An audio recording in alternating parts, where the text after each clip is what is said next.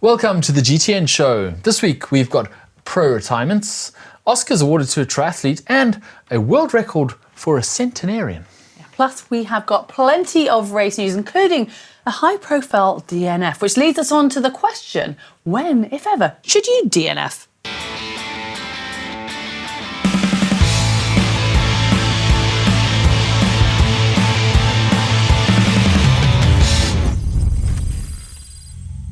We're going to kick things off by chatting about stuff we spotted online over the last week, and big announcements from pro, or I should now say retired pro, Mirinda Carfrey. She's three-time Ironman world champion, three-time second place runner-up, and has just hung up her shoes. I mean, what an incredible career she's had. That's just a little icing on top of the cake of some of her results. She's had 2 children since then, and she's just put up this really lovely post, which goes on a little bit, but have a look at this video.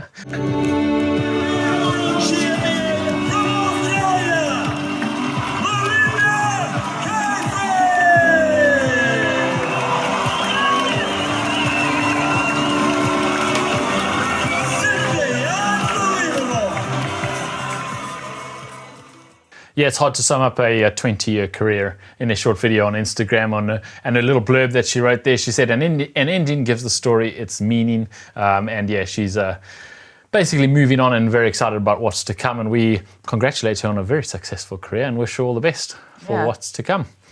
Moving on, and we have this, a new energy fuel company launched with some pro triathletes. Joe Skipper and Jesper Svensson have been announced as the leading pros, the face of a new energy fuel company called Fast Food. And some of my results were fueled by fast food, but that was a very different type of fast food, more like burgers and KFC than I like the catchy title, and it made me just look at it because I was thinking, oh, what is this? This sounds interesting, but I mean, it makes sense to play on words as well, doesn't it? Yeah, it's not that type of fast food. It's proper energy gels and proper fuel for athletes. And yeah, Joe Skipper and Jesper Svensson announced it.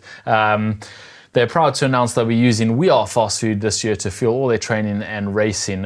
He said he met Adam, the founder of Fast Food, in Kona, and was really impressed, and he's been trying it out in the off season, and yeah, he's happy to use it for his races. So look out for fast food around you. I've got a fast food outlet just around the corner from me.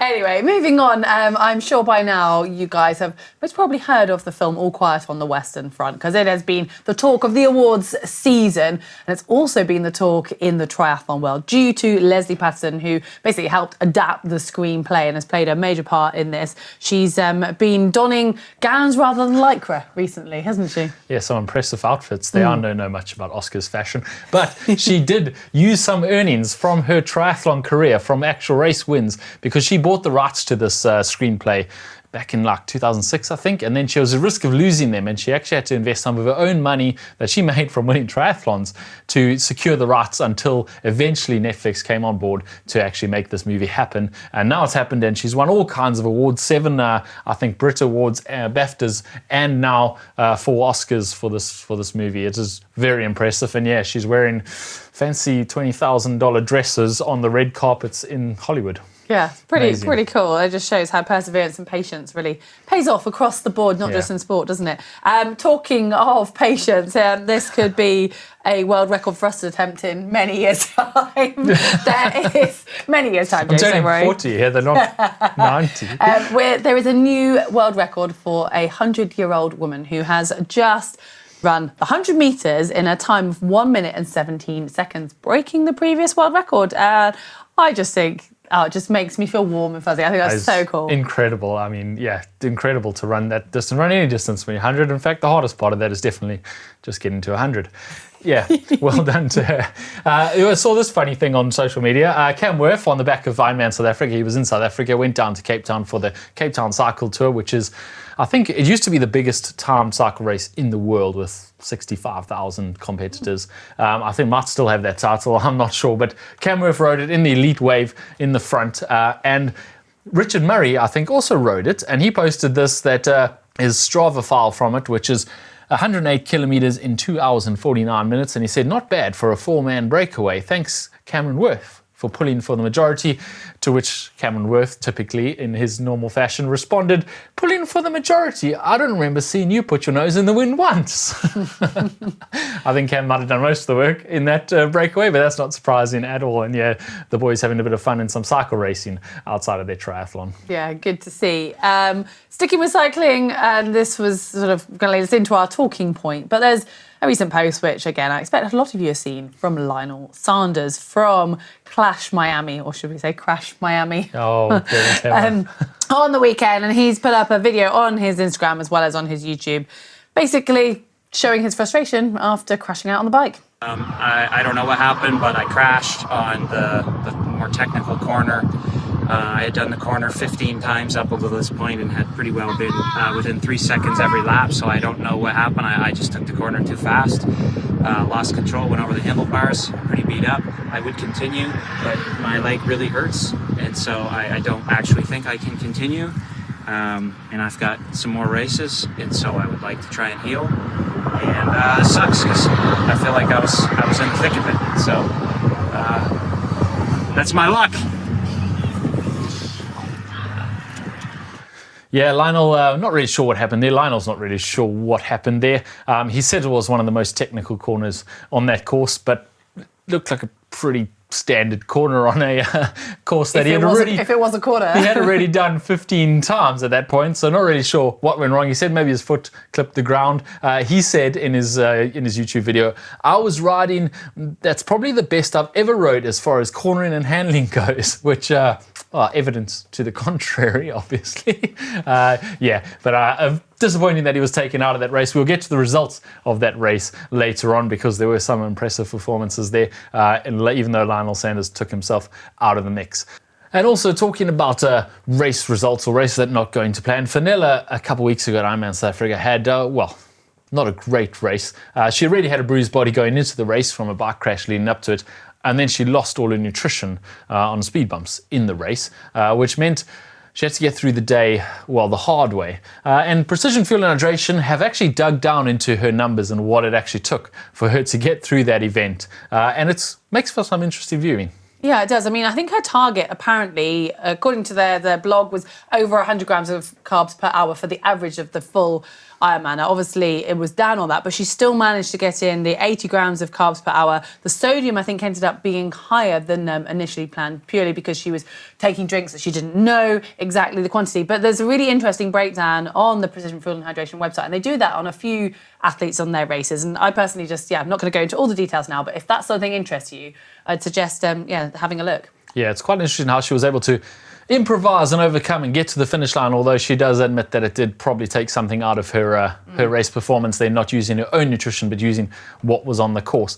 But it did get us talking, both with Lionel's crash and Fenella's poor race and a couple of other DNFs over the last few weeks. When is it okay to DNF? And, I guess it really depends on you and your race. And the real answer is that it's okay to DNF when it's okay with you to DNF. But when you're in the heat of racing, it might feel like it's okay for you, and afterwards you can really, really regret it. Now, we actually did a video on this a little while ago, and we'll put the link below this video, so you can go and watch the full, slightly more in-depth dive into it. But pros DNF a lot more than age groupers, and we saw this. Lionel's obviously, he was actually said, Talbot Cox actually said to him on the side, you were right there, you were in the mix, you were maybe 30 seconds behind the leaders. And when Lionel realized this, he almost jumped, you could see him like behind his eyes going, wait, what? And he almost jumped back on his bike because he didn't realize he was that close to the front. Obviously his race was already gone. And that's the thing with pros, is that there's another race coming in the next couple of weeks. And as soon as the race is gone, as soon as the result is gone, the top 10 finish is gone, there's not much point in carrying on. You're better off saving yourself, keeping your powder dry. And I personally can speak from experience on this. There were quite a few races that I DNF'd. In fact, if I look through my record of racing, there's a surprising number of DNFs. But then when you look at what I was doing in a year, which was sometimes as many as 12 or 13 long distance races in a year, dropping out of a couple of them so that you can do the next one in 2, 3, 4 weeks better makes a lot of sense. When you're an age grouper, it's a different kettle of fish. It's a different motivation, and it's also a different reward. And yes, a lot of age groupers are rewarding getting their reward from performance, from a good time, from a good position, from a Kona slot even. But if that goes away, you can still get a really good reward just from persevering and getting through the result, through the race and getting to the finish line. And when you finish, you can walk away proud, head held high, and get a lot of positive outcome from that event. Whereas a pro, you don't get paid. That's basically a negative event. You've lost money. So generally, as a rule, I would say, you should try and get to the finish line. And that should be a rule for everyone. But you have to make this deal with yourself before you start the race, because in the heat of battle, when you're out there and things are not going well, something's gone wrong, you've lost your bottle, you've crashed, something's gone wrong, you're just going to want to quit. And that is definitely going to seem like the best option. And I can absolutely guarantee you from bitter personal experience that when you stop, the regret stays with you a lot longer than the pain of just persevering to that finish line. I guess you also have to try to be rational in a moment when you've got so much adrenaline flowing. And not possible. And I mean, on the other end of the spectrum, as an age grouper and having raced this one, it's, you could be at risk of almost pushing through, if just as a play devil's advocate to your point there, of, if you have actually hurt yourself, if you've had a crash, you've got to try to actually work out what is pain that's just like superficial pain and what could be causing more damage. And sometimes you don't even discover that till, say, later on the run, and then you're like, oh, I'm so close, I'll just keep going. Are you doing long-term damage? And I think with any injury you have, if you're running with pain or cycling with pain, it's like, is this going to hurt tomorrow, or is it just now I need to deal with it? And I guess that's, we can't answer that question for you guys.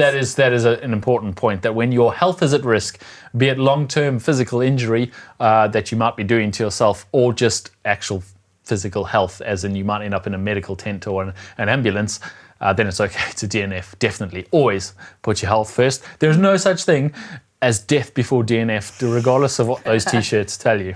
But it's also, I think, been interesting watching some of the pros with ranking points and prize money going further down, and like the PTO effect of having prize money to all of those that finish a race, or sometimes it start the race, and I know that varies, but that could be pushing. As spectators, we want to see everyone finish. We want to see them pushing all the way, because even if they might be out of the race in their mind, it's still a race maybe later on for us to be watching, or stats to look at. So it's a really interesting dynamic when you kind of look at the bigger picture, and how we saw, Ironman South Africa, Matt Troutman carrying on to finish 10th after his double puncher. But he lost 26 minutes, and then he actually said afterwards that just out of stubborn pride, he just kept running and finished, even though he was 37 minutes down on the lead by the time he finished. And it was almost as if he was regretting carrying on and doing that to himself for nothing, for no real reward. I mean, we all knew he could finish an Ironman. He didn't need to prove anything to anyone.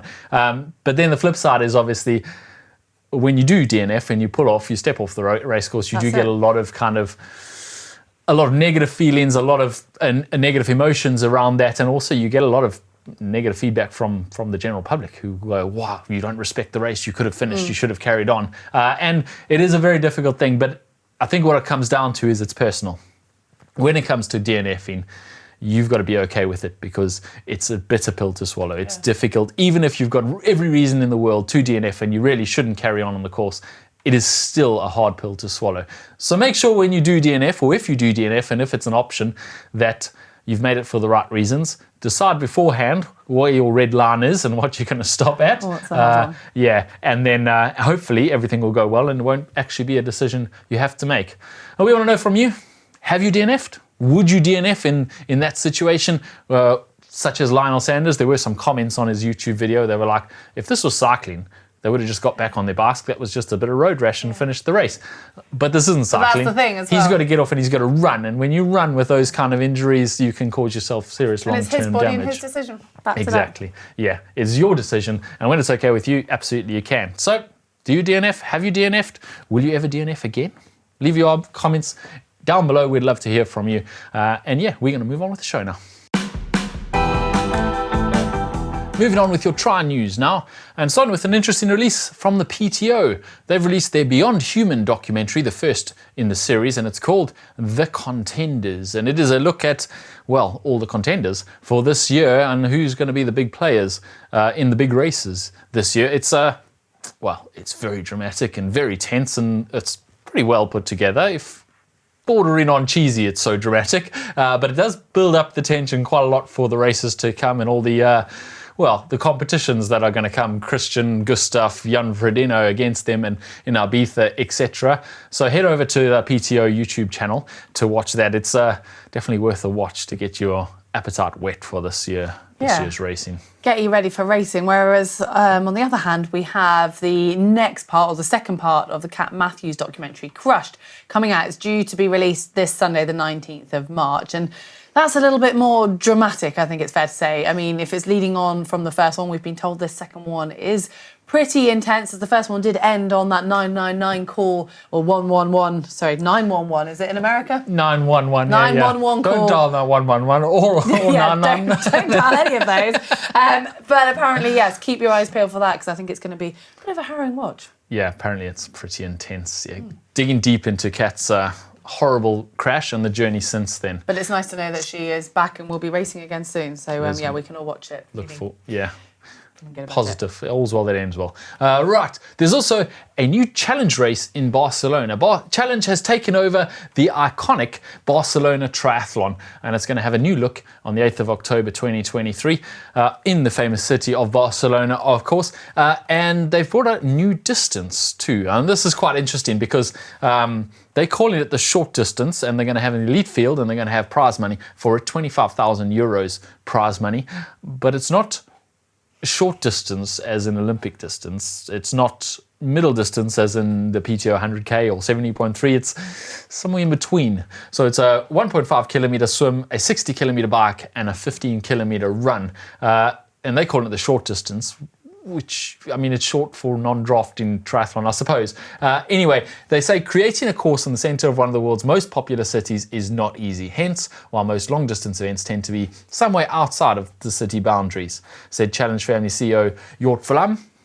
He says, however, we saw an opportunity to create a race experience like no other in Barcelona, but keeping disruption to the community to a minimum. So, after consultation with our athletes, the short distance was born, appealing to both short course and long course athletes, promising some thrilling racing. Well, it will be interesting to see who decides to tackle this kind of race. A 60 kilometer bike and a 15 kilometer run really does split the difference. It's going to be very fast and furious, but also maybe some of these 70.3 specialists can jump into that and up their game. I mean, we've seen Lionel Sanders jump into super sprint lately. So, yeah. Well, I mean, this race does offer apparently 6 different distances, with the short distance being the longest distance of all 6. The short distance, yeah. It goes from super sprint kids races, exactly. Yeah, something for everyone.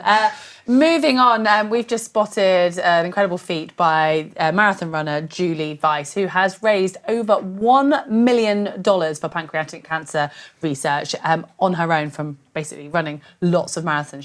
She started this campaign 10 years ago by doing 52 marathons in 52 weeks, and has kind of backed off the rate of doing her marathons somewhat, but is now about to finish her 116th marathon, and she's going to be celebrated with reaching that $1 million prize, well, not prize point, sorry, $1 million fundraising amount, which is really quite incredible. The running and the fundraising together. Yeah, very impressive. Yeah, as Heather says, she started 10 years ago, and now she's got up to $1 million in around about 1,000 races. It's what a story. It is. Now it's time for your tech news in What the Tech. And this week, only one piece of news, and that is that Salomon have unveiled its new Index 0.02, which is an upgrade on their previous Index 0.01, which is a fully recyclable running shoe. The Index 02 is 10% lighter, and apparently a massive upgrade in comfort and cushioning on the Index 0.01, but still 100% recyclable. Yeah, well, the main upgrade comes in the midsole, both for the foam and the geometry, so making it more comfortable and giving more of an energy return. And this foam is also the key part in the recycling. So apparently the TPU foam they use is the only foam used in running shoes that is fully recyclable. And the way they construct it, they even actually show fine lines on the shoe of where it comes apart, and each piece individually is fully recyclable through their process, and we presume that goes back to them. But it's just interesting to see more resources being plugged into this, and actually good running shoes coming at less of a cost to the environment. Yeah, it can be fully dismantled and fully recycled,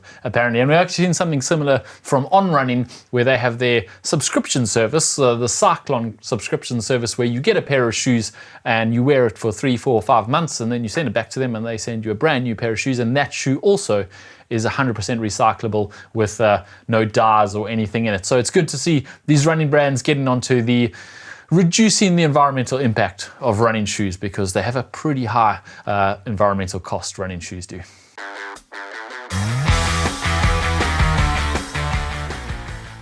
Well, on to race news, and we might as well start with Clash Miami. And with Lionel Sanders out of the mix, it was still a very fast and furious race on the men's side. Now, it's interesting distance.